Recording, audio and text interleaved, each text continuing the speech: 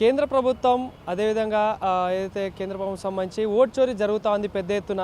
So దీనిపై Congress party పెద్ద ఎత్తున కొట్లాడుతూ ఉంది, అదేవిధంగా రాహుల్ గాంధీ కూడా కొట్లాడుతూ ఉన్నారు. సో దీనికి సంబంధించి మనతో పాటు మాట్లాడడానికి Congress party senior leader Firoz Khan గారు అయితే ఉన్నారు. సో అన్న నమస్తే. సో మరి మీ నియోజకవర్గంలో మీరు ఎప్పటి నుండో ఈ బోగస్ ఓట్ల గురించి కొట్లాడుతూ ఉన్నారు, దీనిపై ఎప్పటి నుండో పోరాడుతూ ఉన్నారు. సో ఏంటి ఈ ఓట్ చోరీ అనేది నిజంగా జరుగుతూ ఉందా ఏంటి? మరి మీ రాహుల్ గాంధీ గారు చెప్పినట్టు 100%. ఎందుకంటే ఉట్టి అలిగేషన్ పెట్టలేము కదా తమ్ముడు, ప్రూఫ్స్ ఇస్తున్నాం కదా. నేను నాంపల్లిలో చూపించిన 1,00,000 బోకస్ ఓట్లు, హైదరాబాద్ లోక్సభలో 5 to 6 lakhs బోకస్ ఓట్లు. ఇప్పుడు రాహుల్ గాంధీ గారు కూడా మొత్తం హర్యానా కానీ, బీహార్ కానీ, కర్ణాటక కానీ, మహారాష్ట్ర కానీ ఆయన కూడా చూపిస్తున్నారు కదా.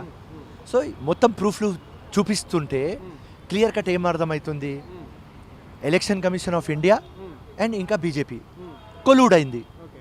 అండ్ ఇది మదర్ ఆఫ్ ఆల్ కరప్షన్స్, ఇది ఒక క్రిమినల్ ఫ్రాడ్ అండ్ ఇది అటాక్ ఆన్ డెమోక్రసీ. మనకు ఇప్పుడు సేఫ్ డెమోక్రసీ మనం చేయాలి, ఇది మన ఫండమెంటల్ ప్రిన్సిపల్ మీద attack. One man one vote. మాకు ఫేర్ ఫ్రీ ట్రాన్స్పరెంట్ ఎలక్షన్ కావాలి, ప్యూరిఫికేషన్ ఆఫ్ ఎలక్ట్రల్ రోల్స్ కావాలి, ఇదే మా రిక్వెస్ట్. సో ఏం మాకు కనిపిస్తుంది అంటే బీజేపీ పబ్లిక్ పని చేస్తలేదు, సబ్కా సాత్, సబ్కా వికాస్, సబ్కా ప్రయాస్, సబ్కా విశ్వాస్ అని మాట్లాడుతున్నారు. దాని తర్వాత పబ్లిక్ పని అయితలేదు, కానీ వాళ్ళు ఎలక్షన్ గెలుస్తున్నారు. ఎట్లా గెలుస్తున్నారు? సో వాళ్ళ దగ్గర ఉన్నది పవర్, పన్నా ప్రముఖ్, పన్నా ప్రచారక్. అది ఏమంటే ఒక్క ఎలక్ట్రల్ పేజ్కి వాళ్ళ దగ్గర ఒక లీడర్ ఉంటాడు. ఆ లీడరే దొంగ ఓట్లు, చోర్ ఓట్లు తయారు చేస్తున్నాడు. ఆ చోర్ ఓట్లు గురించినే వాళ్ళు గెలుస్తున్నారు అని రాహుల్ గాంధీ గారు అక్కడ చెప్తున్నారు. నేను కూడా ఇక్కడ హైదరాబాద్లో ఈ చోర్ ఓట్లతోనే ఎంఐఎం గెలుస్తుంది అని చూపిస్తున్నా. రాహుల్ గాంధీ చెప్పేది, ఫిరోజ్ ఖాన్ చెప్పేది సిమిలారిటీ ఏమంటే ఎంఐఎం ఎట్లా దొంగ ఓట్లు తయారు చేసి ఎగ్జిక్యూట్ చేస్తుంది, అట్లనే సేమ్ బీజేపీ అదే అట్లాంటి ఓట్లు తయారు చేసుకొని ఎగ్జిక్యూట్ చేస్తున్నారు. సో ప్యాటర్న్ ఇద్దరిది సేమ్. ఈ ఎంఐఎం పార్టీ ఇక్కడ చిన్న దొంగలు, వాళ్ళు అక్కడ పెద్ద దొంగలు. అంటే ఇన్ని రోజులు మీరు ప్రభుత్వంలో లేరు, ఇప్పుడు మీ ప్రభుత్వం వచ్చింది. సో ఏంటి మరి దీనిపై ఒక కట్టడి అనేది చేయగలుగుతున్నారు? మరి కాంగ్రెస్ పార్టీ అధికారంలో ఉంది కదా. ఇప్పుడు ముఖ్యమంత్రి గారితో నేను మాట్లాడాలి. ఇప్పుడు దాకా మా గవర్నమెంట్ లేదు, మేము చాలా కోషిష్ చేస్తే కూడా డిలీట్ అవుతలేవు. ఇప్పుడు మా గవర్నమెంట్ వచ్చింది, చాలా హోప్ వచ్చింది. తప్పకుండా నెక్స్ట్ వీక్ నేను ముఖ్యమంత్రి గారితో మాట్లాడతా అండ్ తప్పకుండా హైదరాబాద్ వరకు, నాంపల్లి వరకు తప్పకుండా ఓట్లు డిలీట్ చేపిస్తాం. ప్రధానంగా బీజేపీ నాయకులు ఏమంటా ఉన్నారంటే గెలిస్తేనేమో ఓటు చోరీ జరగలేదు, గెలవకపోతేనే ఓటు చోరీకి జరిగిందని ప్రధానంగా ఆరోపిస్తూ ఉన్నారని చెప్పేసి వాళ్ళు చెప్తాను. సో ఏంటి మరి మొన్న బీహార్ కావచ్చు, ఈ జూబ్లీహిల్స్ ఎలక్షన్స్ కావచ్చు, ఇదే ఎగ్జాంపుల్ చెప్తా ఉన్నారు. ఏం చెప్తారా? జగన్న ఎవరు దొంగ ఓట్లు చేస్తున్నారు వాళ్ళు ఒప్పుకోరు కదా.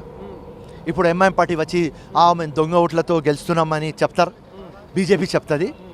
మేం సింపుల్ లాజిక్ మీ ప్రెస్కి అలిగేషన్లు పెట్టలేం, విత్ ప్రూఫ్స్ మాట్లాడుతున్నాం. So that's all. ఎలక్షన్ కమిషన్కి డైరెక్ట్ క్వశ్చన్, మా దగ్గర ఇది ప్రూఫ్స్ ఉన్నది, దీనికి మీరు సమాధానం చెప్పండి అంటే వాళ్ళు సమాధానం చెప్తలేరు.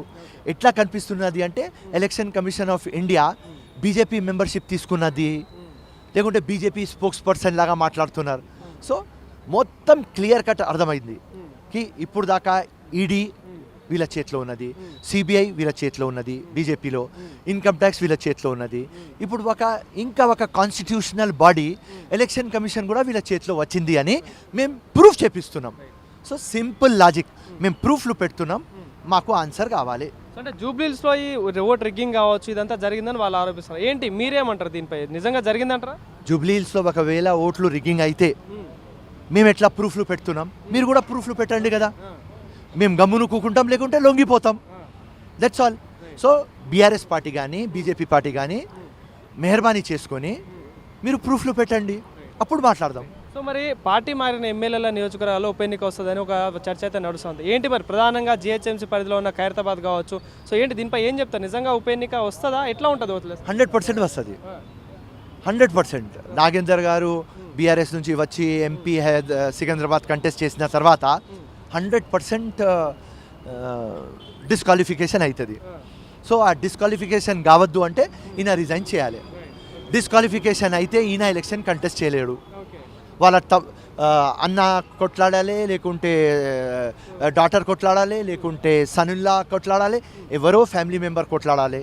నాగేందర్ గారు కొట్లాడలేరు. సో దానికోసం డిస్క్వాలిఫై కావద్దు, దానికోసం రిజైన్ చేస్తారు. 100% బై ఎలక్షన్ వస్తుంది. సో ఫార్ములా ఈ కార్ రేస్లో కేటీఆర్కి మళ్ళీ నోటీసులు రావడం జరిగింది. సో ఇదొక లొట్టపీస్ కేసు, ఇందులో ఏం లేదు, కావాలని కక్షపూరితంగానే కాంగ్రెస్ పార్టీ నాపై చేస్తూ ఉందంటూ కేటీఆర్ చెప్తాను. సో ఏంటి ఈ ఫార్ములా కార్ రేస్ మీద ఏం చెప్తారు? అరే భయ్, లొట్ట పీస్ కేసు ఉంటే భయం ఎందుకు రా భయ్ అన్న? ఎవరైనా చెప్తాడు, అరే తగడా కేసు ఉన్నది రా బాయ్, నేను జైలు పోతా, నాకు శిక్ష ఉంటుంది దానిలో, చెప్తారు రా భయ్ ఎవరైనా? ఆయన భాషలో ఆయన లొట్ట పీస్ అంటారు. మేము అంటున్నాం సెంటర్ పీస్. టైం వస్తుంది. ఇప్పుడు దాకా గవర్నర్ సంతకం పెట్టలేదు, మొన్న పెట్టినాడు. ఇప్పుడు ఇన్వెస్టిగేషన్ మొదలు అవుతుంది. దాని తర్వాత కేస్ గ్రావిటీ చూసుకొని అప్పుడు టెక్నికల్గా లీగల్గా స్ట్రాంగ్ అయ్యి నా తర్వాత నేను జైలుకి పంపించవచ్చు కదా, ఉట్టిగా పంపించలేం కదా. కానీ 100% దానిలో ప్రాబ్లం వస్తుంది కేటీఆర్కి అని టోటల్ మాకు కాన్ఫిడెన్స్ ఉన్నది. జై హింద్, జై కాంగ్రెస్.